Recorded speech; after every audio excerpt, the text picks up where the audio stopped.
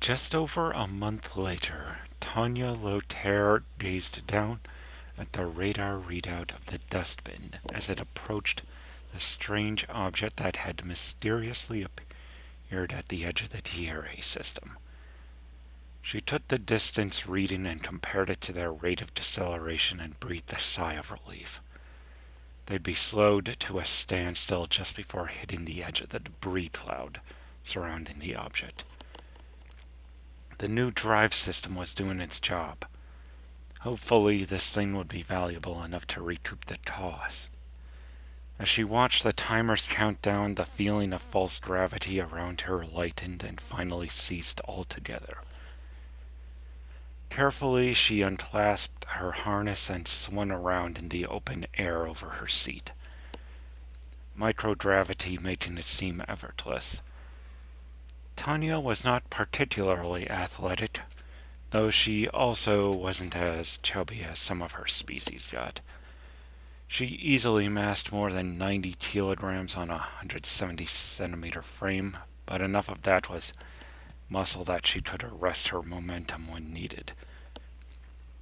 She had barely cleared the cockpit bulkhead when she had to test that agility. Just as she pushed off into the corridor, she spotted a now familiar black form flapping her wings towards her. Acting on well-practiced instinct, Tanya flicked out her long-ringed tail at the frame of the bulkhead she was passing through, causing a shift in her trajectory that flung her up towards the ceiling of the corridor. She reached out for one of the straps along all of the walls of the corridor, while also holding a hand out to guard her head. A second after her hand looped into the strap, her other hand collided with the ceiling, causing her lower half to spin up towards the ceiling instead. She winced a little as her tail absorbed the impact of the wall. A little embarrassing to do in front of a planet-sider, but the best she could manage in the situation. Maline Taurus spread her wings wide and slowed her own approach. The Neo-Raven's talons casually grabbed hold of a strap on the opposite wall from Tanya's own handhold, and she came to a stop within a meter of the raccoon. She turned her large black eyes on Tanya and asked a single biting question. "Shouldn't you be at your station?" Tanya considered her words carefully. "We've stopped dead in space. There shouldn't be any problems.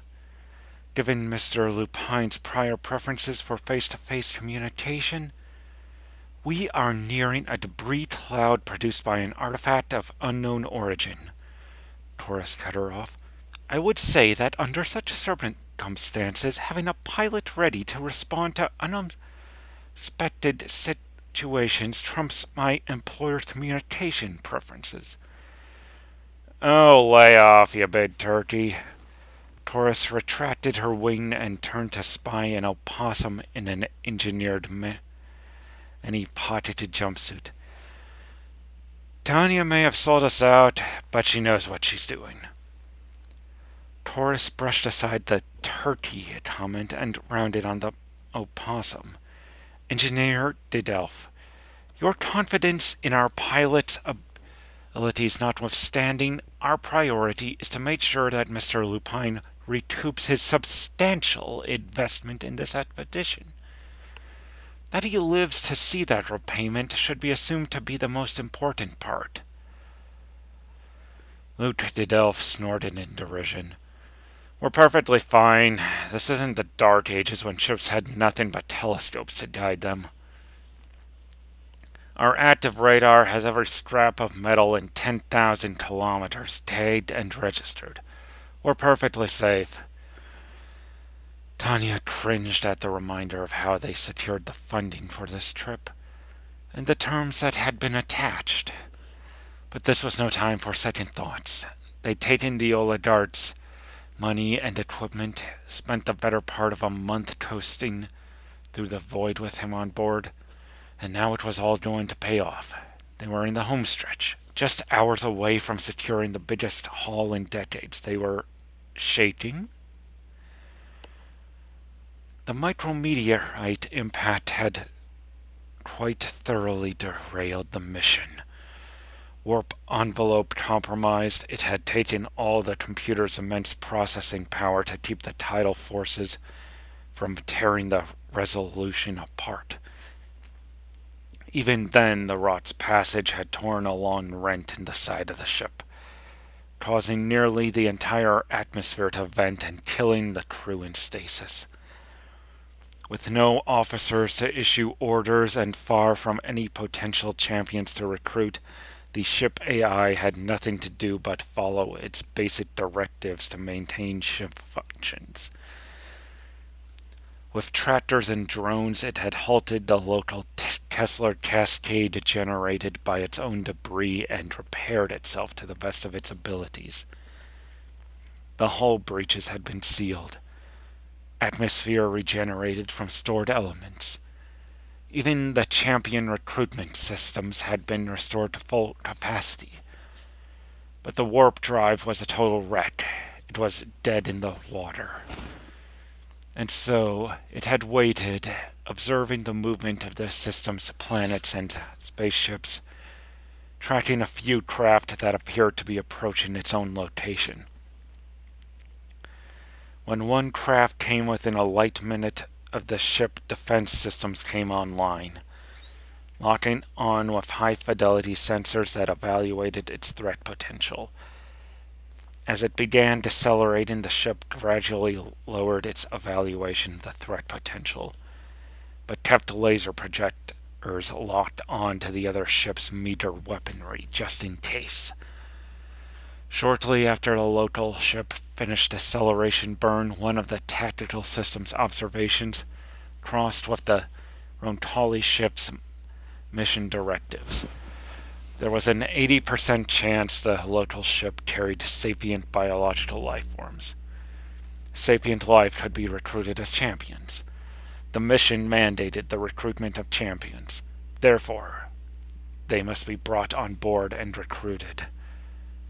The Resolution reached out for the local craft with a stream of invisible dark energy. Tanya scrambled back up to the cockpit while the others were still trying to find their feet and wings. She slapped on her heads-up display, sending readouts on the ship's hull integrity, momentum, and orientation relative to nearby bodies. Quickly assessing the situation, she leapt into her seat and wrenched the controls.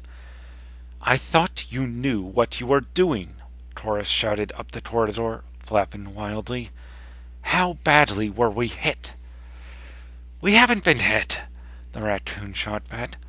"I don't even know what's happening. It's bizarre." A light on the control panel began blinking furiously as Tanya reactivated the main drive. She tried to ignore it, slamming an array of other buttons and switches on her panel instead. Despite the nuclear fire streaming out of their rocket nozzle, they remained on a collision course with the strange ship, and she couldn't tell why. "Metrat!" she shouted, using Didelf's nickname on board ship. "Check on the coil guns." The opossum secured himself to the wall and his eyes glazed over. "Everything's functional. No hull breaches or system irregularities. You expecting company?" "I'm afraid so," Tanya replied. She tried turning the ship to the side, but something counteracted the force of her thrusters. "Pilot!" A low lupine howl rebounded down that corridor. "Why aren't you responding to my calls? What hit us?" "Nothing hit us," Metrat shouted. "There's no sensor records or hull integrity readings to indicate an impact, but there's this odd strain on the hull that looks oddly like tidal stress. Oh, crap." Reluctantly, Tanya slapped the intercom button to make sure he could hear her from the other end of the ship, and explained the readouts as best as she was able. "It looks like the artifact is projecting some kind of gravity well far in excess of its size. Given that none of the debris around us is falling towards the artifact, I'd say it has to be artificial and directed."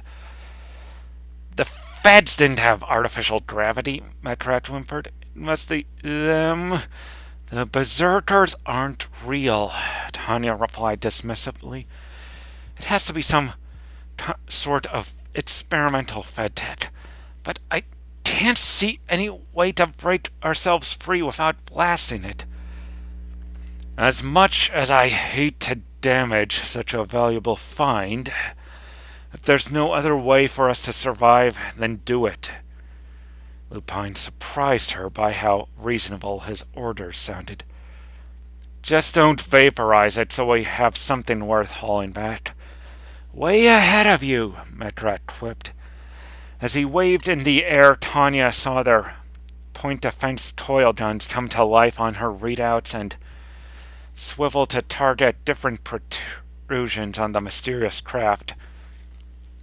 But before they could fire, the weapons lit up with overheating warnings and then lost their signals. The pilot recognized the heat warnings from a dozen firefights throughout the Tierra system. Laser fire! She shouted in warning. The Delph was already watching the same readouts with much greater detail through his brain-computer interface. Of course. Though if anything, the excess of information was less helpful for him. Oh, wow, he muttered. That's some precision work their gunner has. Barely even stored the hull. Lupine's voice came over the intercom again. If they're only disarming us, that would suggest they want to capture us rather than kill. Perhaps we should broadcast a surrender. Tanya considered the possibility for a few moments. Why would a highly advanced spacecraft want to capture the crew of a lower-tech vessel alive? It wasn't likely they intended to give them presents, was it? No, it was more likely they'd be destined for study or interrogation. Probably as a prelude to some sort of invasion. As much as the peoples of the Tierra system liked to scrap, she didn't wish a war with people who could manipulate gravity. No, there was only one way this could go. Every long-range spacecraft had a weapon of last resort on hand, one that made the question of fight or flight irrelevant. When decelerating previously, she had angled the nozzle of the dustbin's matter conversion drive so that the stream of hot plasma sped past the unknown vessel by more than a kilometer. Now she directed her small ship's thrusters to bring the full force of nuclear fire to bear on the clearly hostile ship. She watched a bat stream wander towards the alien craft. 1,000 meters? 800? 700? The screen lit up as a bit of space junk got caught in the stream and was vaporized in a flash. 500 meters? The readout for the engine block lit up with heat warnings a split second before the drive cut out completely. Without the drive fighting the tractor beam, the dustbin was flung towards the Resolution with the force of 9 standard gravities. As Tanya's blood pooled in her legs, her vision swam. The readouts became blurry and indistinct. Just before her consciousness lapsed, she gave a silent prayer to whichever egregores might be listening that some of them might survive what was coming next.